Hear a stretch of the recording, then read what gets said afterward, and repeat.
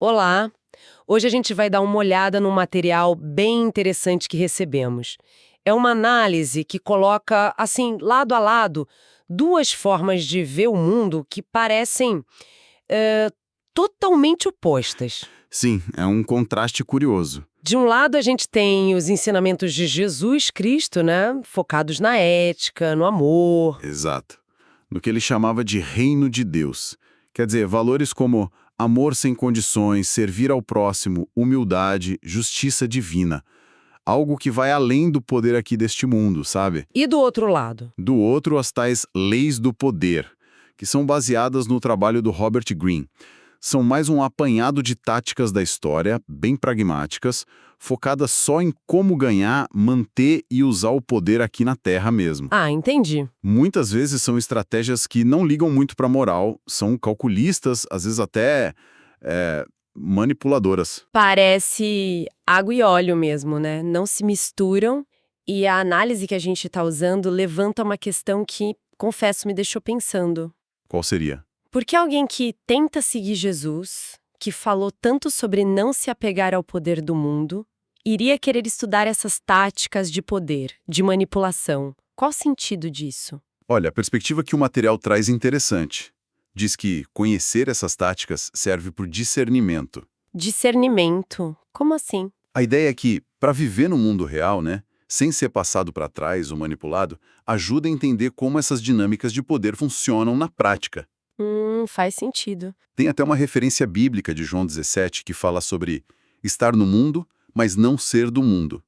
Seria isso. Você conhece as regras do jogo do poder mundano, as armadilhas, mas escolhe conscientemente não jogar por elas, entende? Conhecer para se proteger e para poder escolher um caminho diferente. Ah, tá, saquei a lógica.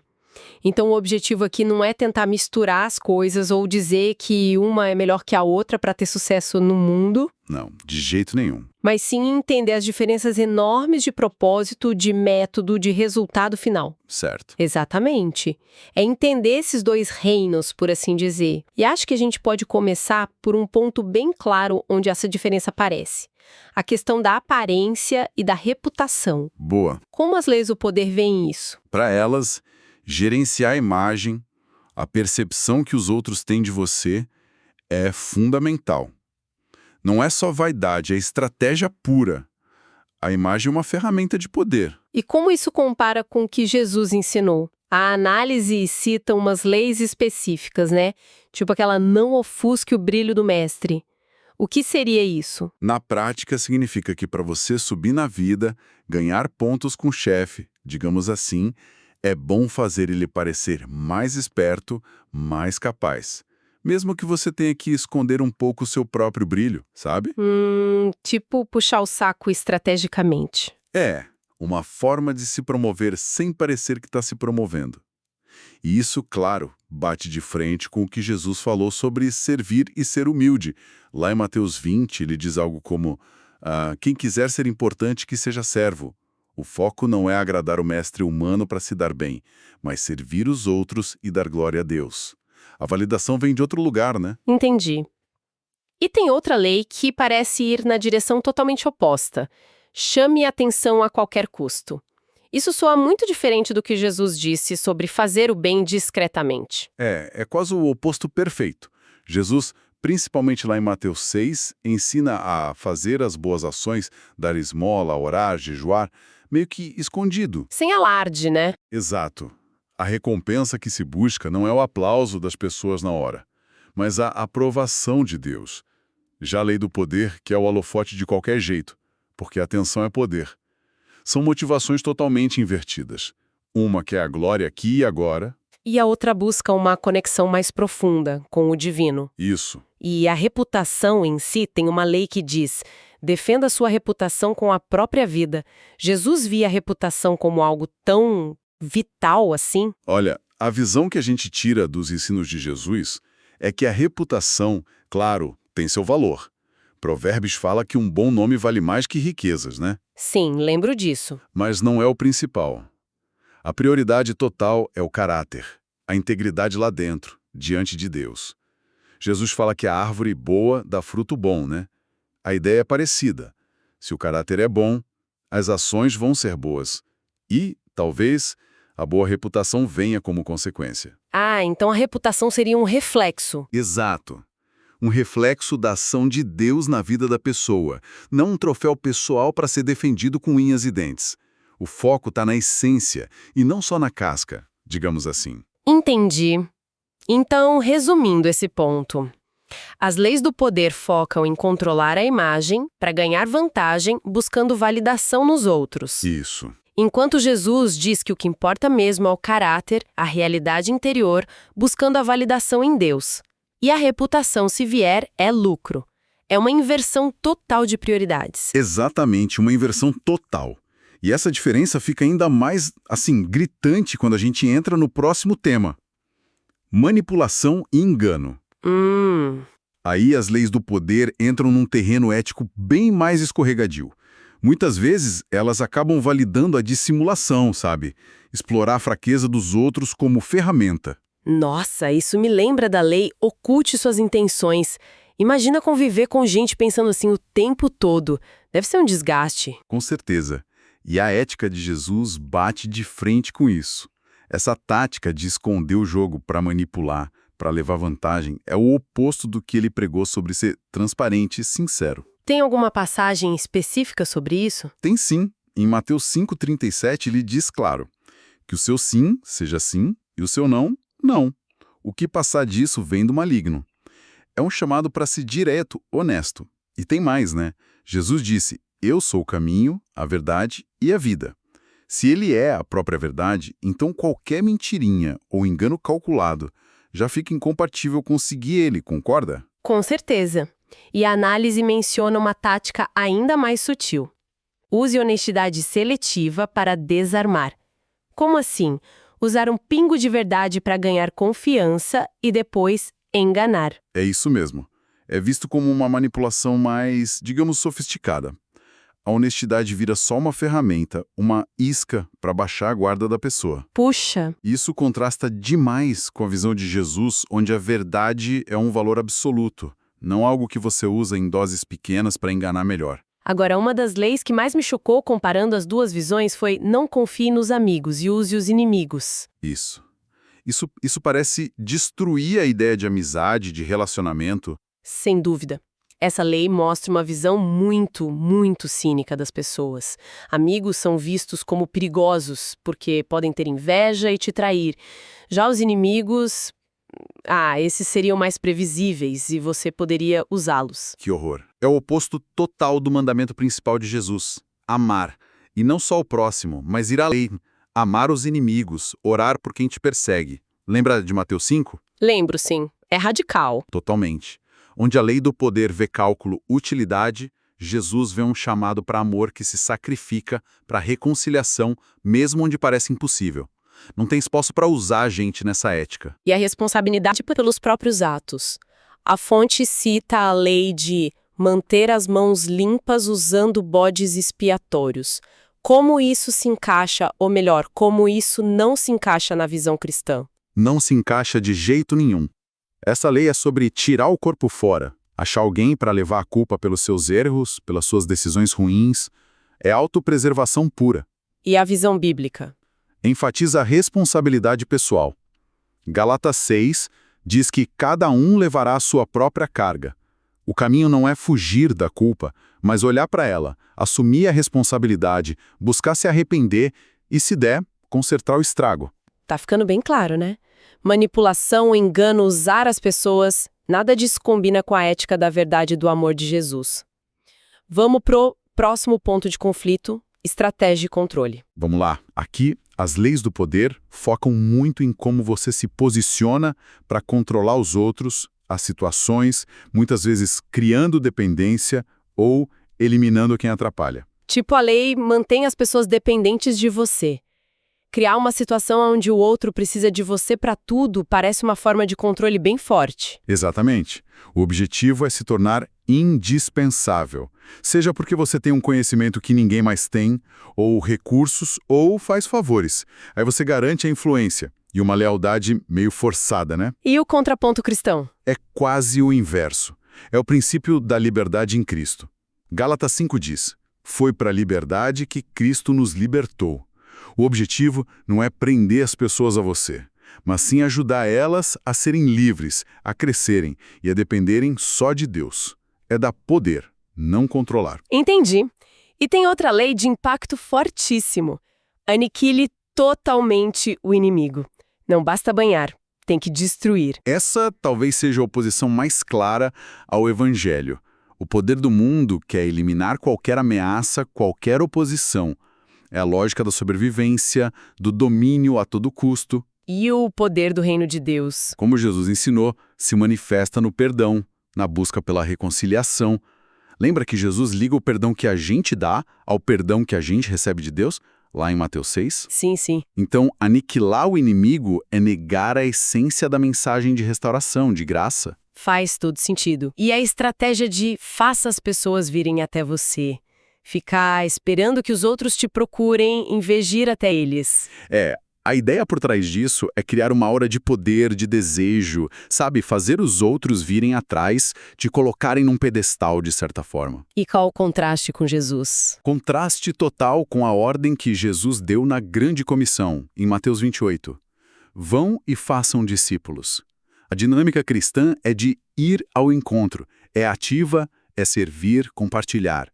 Não é ficar esperando passivamente para tirar vantagem. Interessante como até uma lei que parece soar positiva, como não construa fortalezas, o isolamento é perigoso, tem uma motivação diferente da ideia de comunhão na fé. Exatamente. A conclusão é a mesma, não se isole, mas o porquê é o oposto. A lei do poder diz para não se isolar porque isso te deixa vulnerável, sem informação, sem aliados. É estratégia de autopreservação. E na fé? O chamado para comunhão, como em Hebreus 10, que fala para a gente não deixar de se reunir, é para outra coisa. É para encorajar um ao outro, crescer junto espiritualmente, se apoiar nas lutas, servir a Deus e ao próximo juntos. A motivação é o amor, o fortalecimento do grupo na fé, não o cálculo estratégico de cada um. Controle versus liberdade, destruir versus reconciliar, atrair para si versus ir servir o outro. Vamos para o último tema que a análise destaca: postura e conduta. Vamos. Aqui, as leis do poder costumam sugerir uma conduta bem calculista. Emoções como compaixão, misericórdia, são vistas como fraqueza, algo a evitar ou, no máximo, fingir que tem. A lei evite os infelizes e azarados é um exemplo disso que chega a dar um nó na garganta. Dá mesmo, porque vai contra aquele instinto básico de empatia, né? Que Jesus elevou ao máximo. Essa lei é pragmatismo puro, egoísta. Se afasta de quem pode te dar problema, te trazer azar ou só sugar sua energia e recursos. E Jesus? Fez o oposto. A missão dele, citando Isaías lá em Lucas 4, era justamente ir atrás dos marginalizados, pregar boas notícias aos pobres, libertar os presos, dar vista aos cegos, soltar os oprimidos.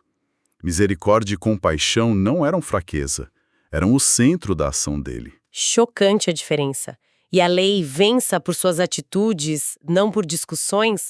A fonte compara com a ideia de ser conhecido pelos frutos de Mateus 7, mas aponta uma diferença chave aí. Sim, a chave é a intenção. A lei do poder sugere usar as ações ou a aparência delas como um jeito sutil de controlar, de ganhar apoio ou calar a oposição sem brigar diretamente. É uma tática de influência. E o fruto em Jesus? O fruto em Mateus 7 significa que as ações de alguém devem ser a prova real da sua transformação interior, da sua fé de verdade. O fruto não é uma tática para convencer.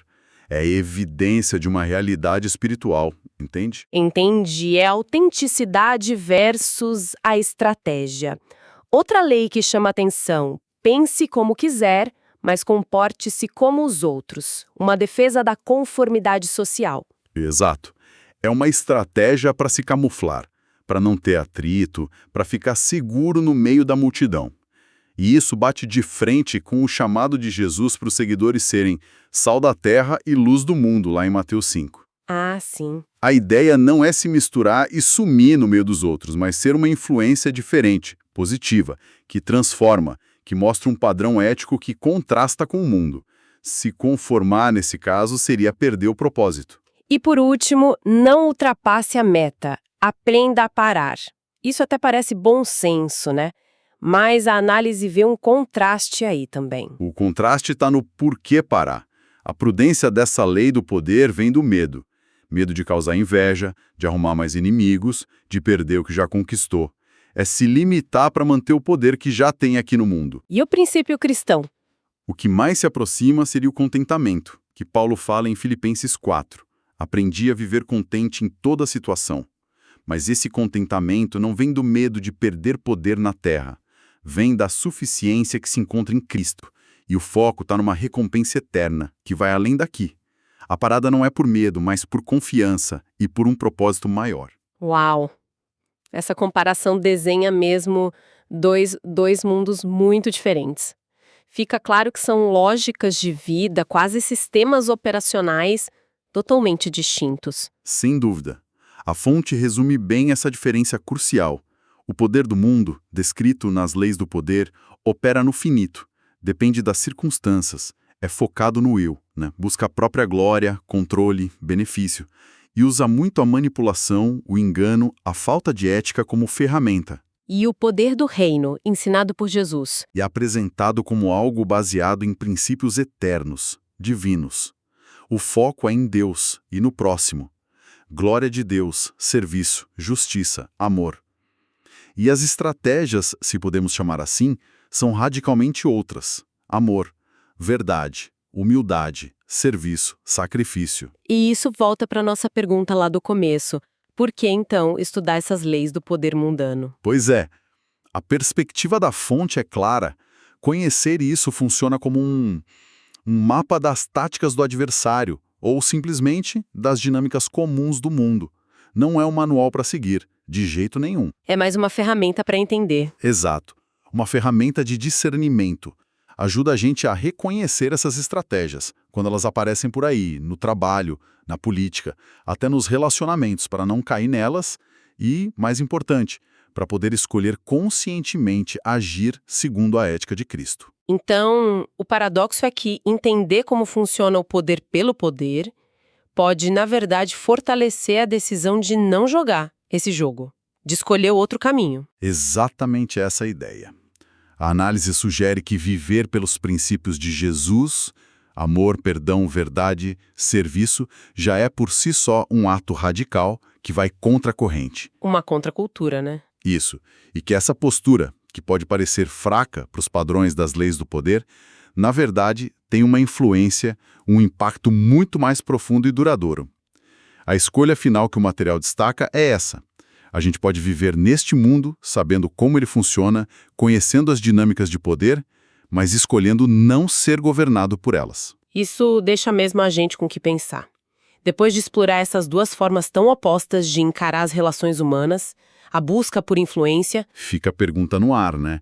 Como será que o simples fato de conseguir reconhecer essas estratégias de poder funcionando ao nosso redor, as manipulações sutis, os jogos de imagem, o controle, como isso pode mudar as nossas escolhas no dia a dia? Especialmente para quem busca um caminho ético baseado no serviço, na verdade. Pois é, de que jeito essa consciência, essa capacidade de sacar o jogo do poder mundano, pode, na prática, acabar reforçando o nosso compromisso com princípios que são justamente o contrário do poder pelo poder. É algo para a gente levar e refletir, né? No cotidiano mesmo.